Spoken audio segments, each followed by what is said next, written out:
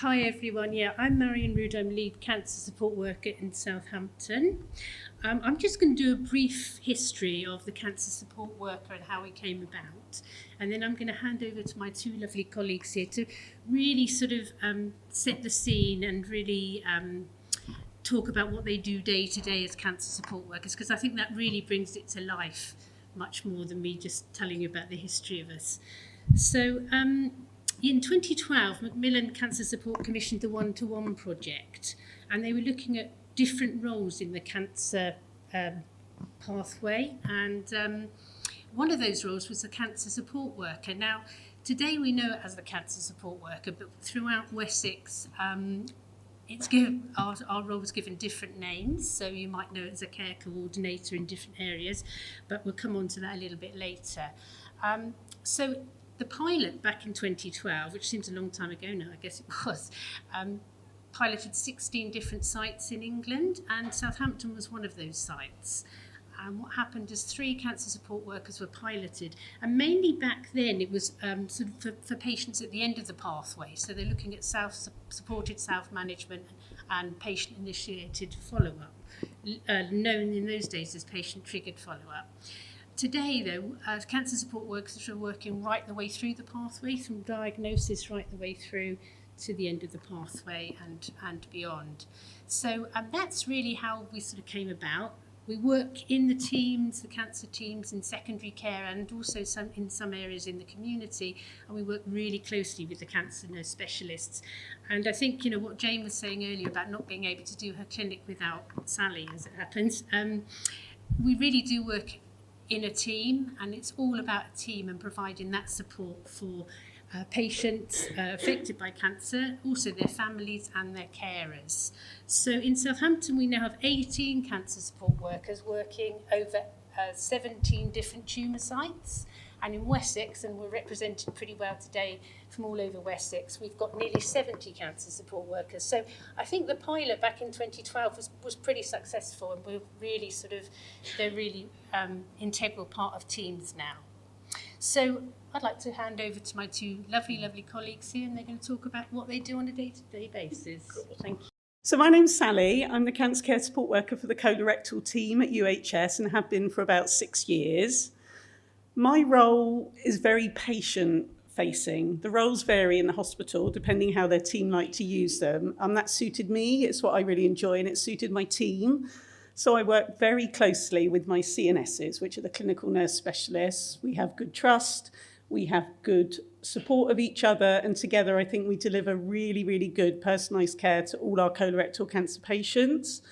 So just a brief sort of difference. The CNS, just to put it sort of in a simplistic term, will do the clinical pathway, the diagnostic, you know, looking out for presenting information about prognosis, and they also do the sort of complex needs of patients. Myself, I work alongside to sort of provide the holistic sort of care to the patient and supportive conversation. And together, to be honest, I think it works really well. So I will see people right along, to be honest, from diagnosis. I'll see people on a ward after surgery. I'll see people having downstaging chemotherapy and radiotherapy. I'll see people that are in adjuvant. And also I see a lot of our palliative patients that, as we know, colorectal cancer, people do really well with palliative medication. So sometimes we will have a relationship with a patient for up to 2 years if they do well. And with that comes our relationship with their families as well. So I tend to see people mainly in chemotherapy. I always joke because they're plugged in, they can't actually escape. And it's a way of actually being with someone, you're distracting them. It's a time when they're taking a pause in their treatment, in their mind, to sort of want to talk about other things.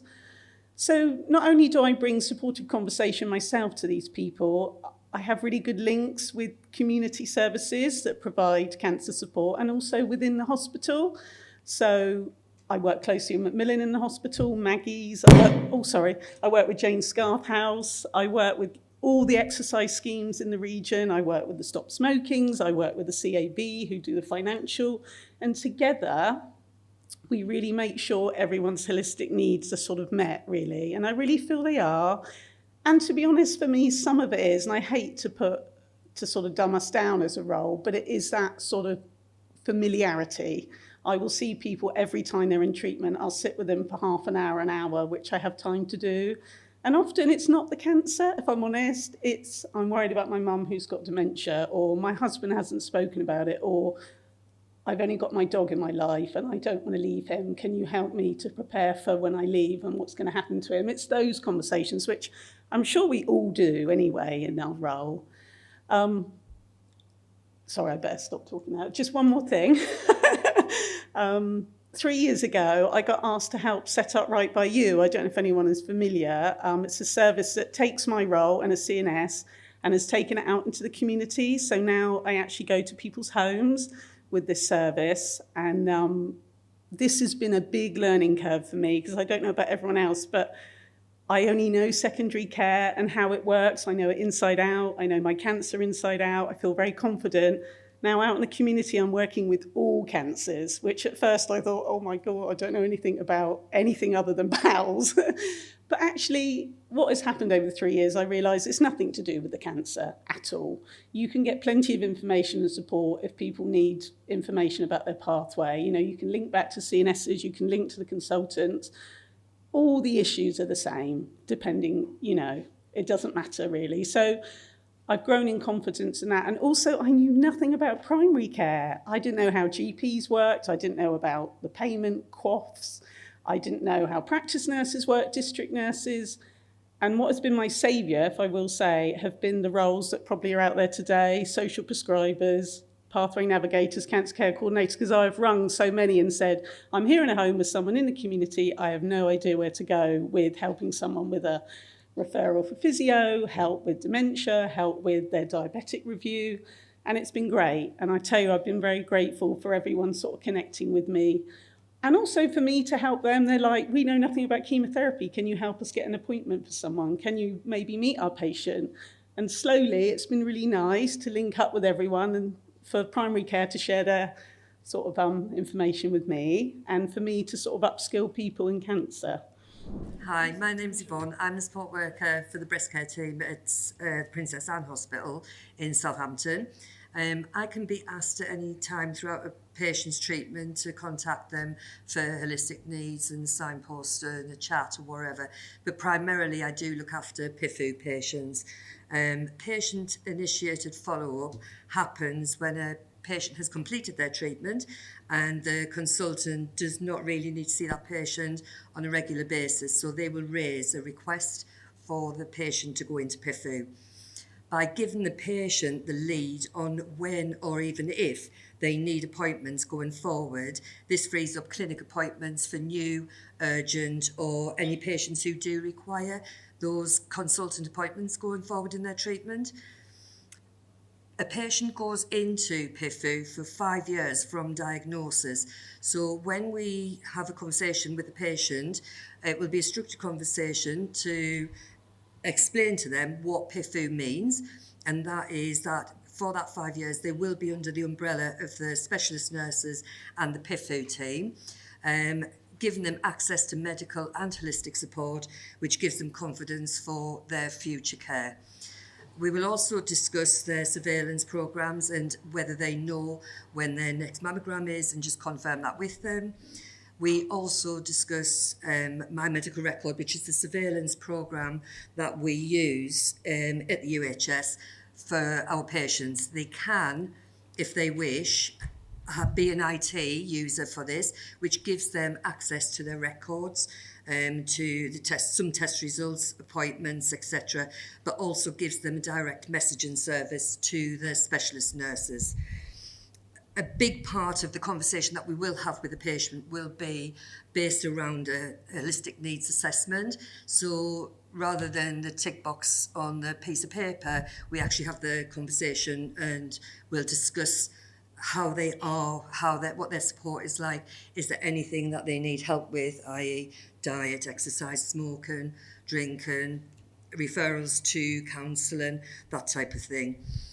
Once we are happy that the patient understands everything, what's going to happen going forward, and they are confident that we have still got them in our sights, then we will document that conversation and an introduction pack will be sent to the patient, but also we do again put an H&A form in. It's because they might not have been happy to have the discussion at that time, but it may be something that hits them later on. So the pack, they've got that physically for them as well, and that's my role. Morning, I present the Portsmouth contingent. There are quite a lot of us. Marion has already said this. It was developed our role back in 2012. I've been doing this role for 6 years. When I started, there were 3 of us in Portsmouth, and now there are. Sorry, I've left. Sorry. Oh, okay. There are now 6. I got someone else to do some pretty bits, so it'll be as a surprise to me as it is to you. We now have 16 cancer support workers / cancer care coordinators. With the same role, we just get called different things. I think we used to be care coordinators, and as a umbrella term, we now call ourselves cancer support workers. We used to get called Band 4s a lot, and we didn't like that one because it was a little bit too labelly. So we're now cancer support workers, but I am a care coordinator. It has no difference at all. We tend to do 1 tumour site per, I was going to say Band 4 then, per cancer support worker, except for Jamie, who is lucky enough to have 2. We all work closely. We all work in the same offices as our nurse specialist teams. I know some other areas don't, but we tend to sit with our nurse specialists, and we do have a never-ending list of roles that we have to, if we don't already know how to do, we have to sort of learn how to do. Oh, lovely. So so we do anything and everything that is needed, other than the nursey stuff, as I like to call it. I always think that we're the advocate for the patient. We know the hospital, we get to know the patient, and then we can hopefully make it work in between. So it's not, because coming into hospital is a bit scary, so if we can try and make that pathway as smooth as possible for the patient. As my colleagues have said, a lot of those things that they've already commented on what we do holistic needs assessment, lifestyle advice, coordinate any tests they need, explain what the tests are, how they get through them. If we have to sit and hold their hand while they're having them, we do that. So it's anything. Some of our patients can be with us 20 years sometimes. I've not, obviously, some of them were still from when I started. The longest one I saw a few weeks ago, she was 30 years from her initial diagnosis, and she's still with us now. So we do get to know them very well, and they do stay with us for a long time. Again, this is some of the things we do. We tracking, expediting pathways and things. You get to know people all around your hospital, so you know where to go to if you need to beg a favour or beg something to happen quickly.